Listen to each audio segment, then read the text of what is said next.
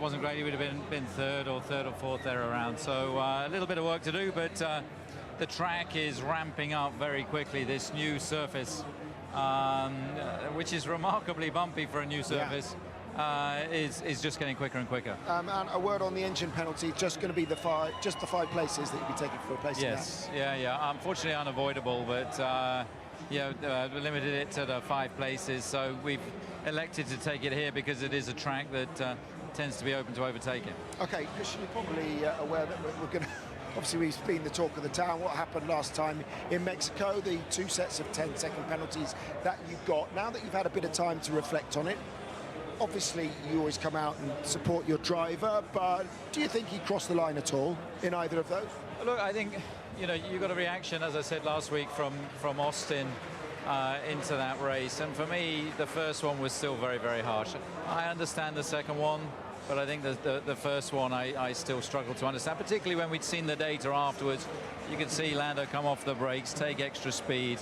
He braked later than he did on his fastest lap. Christian, you mentioned the regulations or the rules or the code or sporting code as well is involved with this. So it kind of becomes a kind of almost subjective opinion sometimes with the stewards. But you want it to be clear about the regulations. So do you discuss going into Grand Prix whether it's fair enough if you use those regulations to basically press home an advantage, and you might get a penalty, but in the long run it's worth trying? Because Max said sometimes you win, sometimes you lose, and I think, as I understand what he's saying now, he's saying, listen, I know I'm running people off the road, but the regulations might permit me, I might get away with it, it might be worth it. Is that a strategy of Red Bull's?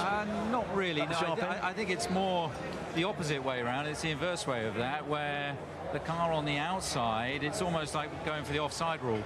And they're trying to get ahead or show that their nose is ahead going to the apex, so come off the brakes and just carry speed.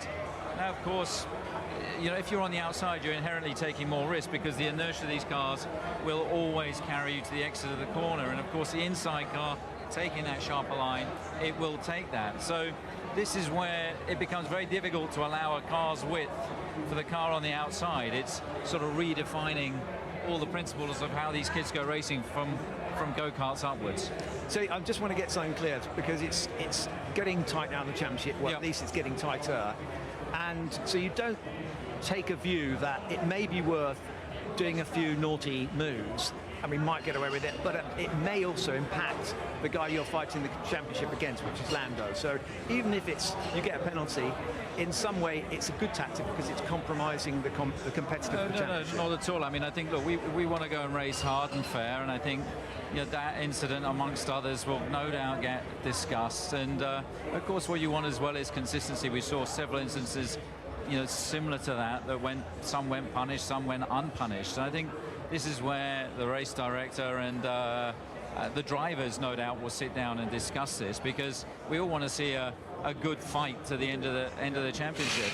Max wants it, we as a team want it, but the rules of engagement have got to be clear, and it shouldn't be overcomplicated. It doesn't need to be like a cricket manual for an overtake. It should. I've never seen a cricket manual. Okay, so I think they just need to keep it simple. All right. So Christian, I just want to pick up on these points. I know we talk about other drivers and their driving styles, but if we talk about Max and we take it in the seat, every driver is going to have their driving style. Every driver is going to play the game differently. So in these incidents, do you think that this is Max driving instinctively, or is it Max playing the game the way he knows he can get away with it?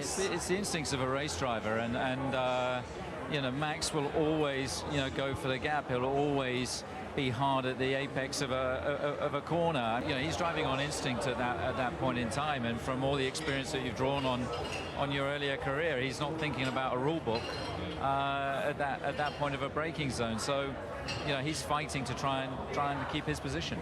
We could go on for hours, and there's lots more questions I'd like to ask you, but just before you go, because I know you do have to go, Sergio Perez and where we are with him. He's had a tough season, by his own admission. Yeah. Probably his poorest season of all time. And if you to have it just was awful for him at his home race last time out, wasn't it? The way that everything went for him. What have you said to him? Where are you with him at the moment? Can you see him keeping that seat for next year? Well, look, I mean, we're doing our best to try and help rebuild his confidence. He had a a horrible weekend in Mexico. We've changed his chassis this weekend. It's an older chassis that we've put him into, just to give him that hopefully extra boost of confidence. But you know, Sergio, he's a seasoned campaigner. He's been around long enough that he knows that this is a results-based business, and you know, he knows that this season has been under par for him. So, and nobody's more acutely aware of that than Sergio. But we're doing our best that we can, you know, to support him.